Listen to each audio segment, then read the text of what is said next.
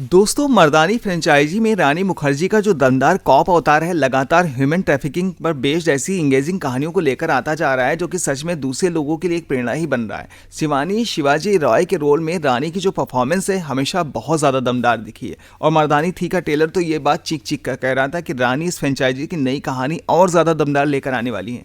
कम से come first half तो ये ही कह सकता है कि मर्दानी थी अपने प्रॉमिस पर खरी उतर गई है, जिसके बारे में आज हम बात करेंगे आपके अपने यूट्यूब चैनल पर।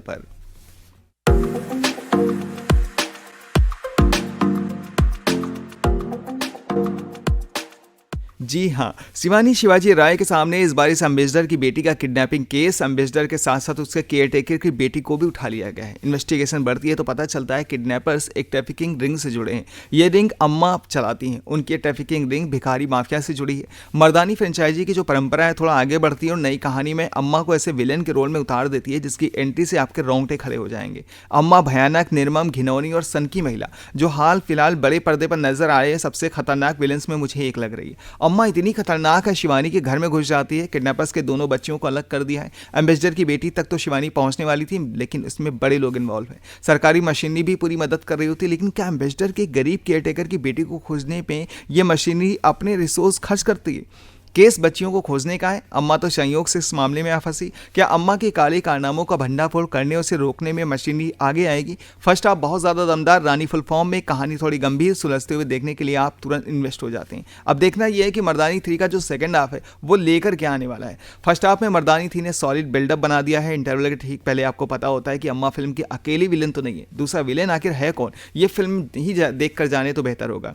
सेकंड हाफ अपनी नौकरी भी दांव पर लगा चुकी शिवानी का है, लेकिन यहाँ मर्दानी 3 की कहानी थोड़ी एक्स्ट्रा बढ़ने की कोशिश जरूर नजर आई है, क्योंकि अचानक से फिल्म में बहुत सारे आइडियाज ट्राई करने लगती है। भिखारी माफिया, ट्रैफिकिंग में डेक्टाइल्स का एंगल नजर आता है। शिवानी का मिशन थोड़ा इंटरनेशनल होने लगता है। पिछली 2 फिल्मों तक की अगर मैं बात करूँ, शिवानी सिस्टम के अंदर रहकर कई बार सिस्टम से लड़ते हुए, ह्यूमन एलिमेंट्स को ऊपर रखते हुए क्राइम को खत्म करने वाली कॉप थी, मगर उसका फोकस केस सॉल्व करने पर नहीं, मोरल विक्ट्री पर भी था। इस बार मामला थोड़ा एक लेवल ऊपर गया है। फिल्म अपने लीड किरदार को हीरो साबित करने के लिए कहानी की गंभीरता की ताक पर रख देती है, और यही वो समस्या है जो कॉप यूनिवर्स की फिल्मों में थोड़ी उतरने लगी थी। मर्दानी फ्रेंचाइजी में अभी तक ये प्रॉब्लम नहीं थी, मगर इस बार ये हुआ कि ऐसी चीज़ें मेकर्स ने उस एम्बिशन का भी नतीजा होती तो फ्रेंचाइजी को नेक्स्ट लेवल पर ले जाना चाहते थे। सेकंड हाफ में ये चीज़ें दर्शकों का थोड़ा ध्यान हटाती जरूर है। बीच बीच में फिल्म थोड़ी कंफ्यूज करेगी। अम्मा का शानदार विलन किरदार थोड़ा अंडर यूज्ड हो जाता है। सिर्फ शिवानी का हीरोइज्म ही फिल्म पर टिके रहने की खास वजह बनता है, और रानी मुखर्जी की परफॉर्मेंस आपको बांध के ही रखती है। तो आई होप की जानकारी अच्छी लगी होगी। कुल मिलाकर यूँ कहूँ कि मर्दानी 3 का जो दमदार सेटअप है, सॉलिड कहानी, मेन एक्टर्स की तगड़ी परफॉर्मेंस से सजी खूबसूरत फिल्म है।